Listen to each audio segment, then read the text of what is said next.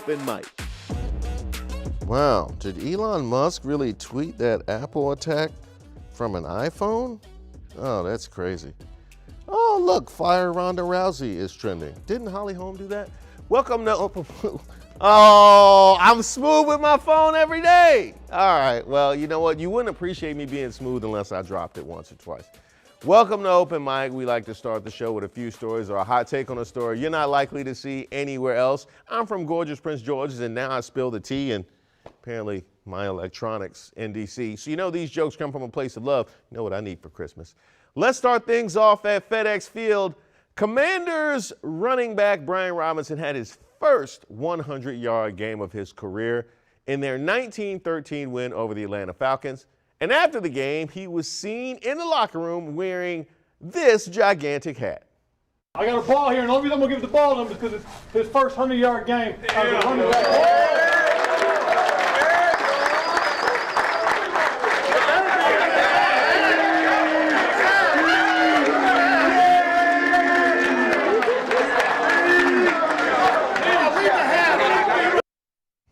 I remember when I got a game ball.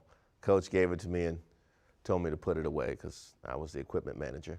If that hat is this large on an NFL running back, imagine what it looks like on normal-sized people.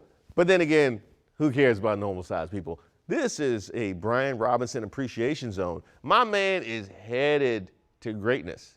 He's way ahead of schedule. No cap.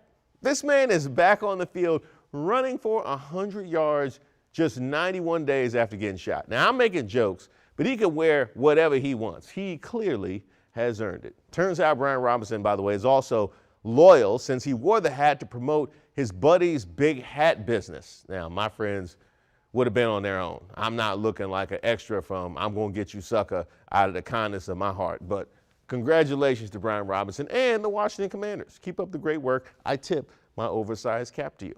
We're headed to Gaithersburg for this next story, where two people were rescued overnight after their small plane crashed into power lines and got tied up in them hundreds of feet in the air, causing thousands of people to experience blackouts. Now, I'm glad to hear that everybody is safe, and I feel terrible for anybody who had to deal with the loss of power. Because that's amazing where my mind went, was the loss of power. You make me miss my ID, we gonna have some words, and you might have some hands. Those people in the plane, though, had to be terrified dangling in live wires. I don't even walk past electrical sockets at home after a shower unless I'm fully dry. I'm scared the mist might charge up on me. I'm not trying to die naked and afraid. But here's to a full and speedy recovery for the passengers on that plane. This crash looks like a scene from a real action movie where the whole budget went to the special effects instead of the plot. I wouldn't wish that on anybody. So to anybody who lost power, I'm you. I empathize with you very deeply. The only winners in this were the children of Montgomery County, because they got to stay home for an extra day of Thanksgiving break from school so they could scramble to finish the homework that they clearly didn't do. Shout out to all of y'all. Let's take a trip to Miami for this next story, where a woman is suing Kraft Heinz Company for deceptive and unfair trade practices because her Velveeta mac and cheese took longer than 3.5 minutes to make. Now,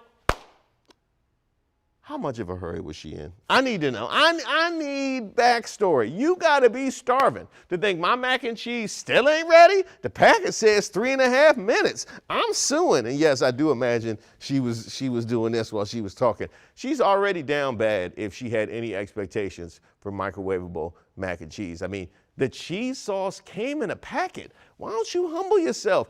Kraft should just settle this lawsuit by sending somebody's grandma over to her crib to make some real mac and cheese. You know, the kind people can't make fun of on Twitter. By the way, hilarious stuff on Twitter, by the way, making fun of people's plates. Amazing. Now, if this lawsuit is successful, it's just going to open the floodgates. Minute Rice is going to have to go ahead and change their name. They probably should go ahead and do that right now. And if she does win, I'll tell you this, I'm suing Gatorade. I'm suing Gatorade. They made me want to be like Mike. My game wanted to be like Liddell Eccles.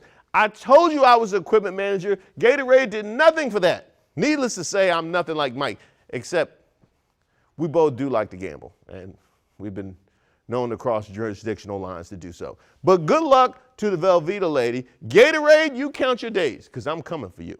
Now, I chose this last story out of India because it's wild in absolutely every sense. Officers in New Delhi have accused rats of eating hundreds of kilograms, I'm just going to call them kilos, of missing cannabis that was seized from drug dealers and stored in police warehouses.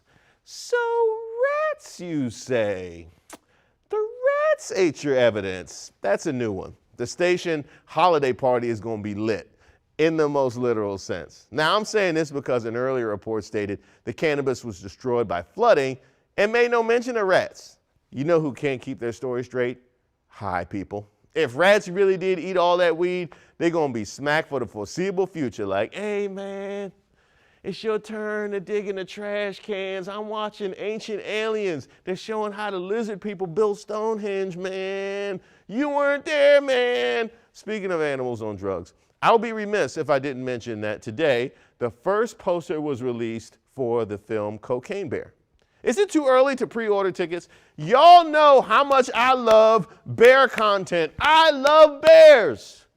Actual bears, that is. Let me clean that one up right now. A black bear on a coke-fueled murder spree is my version of Citizen Kane, so I will be there for the premiere.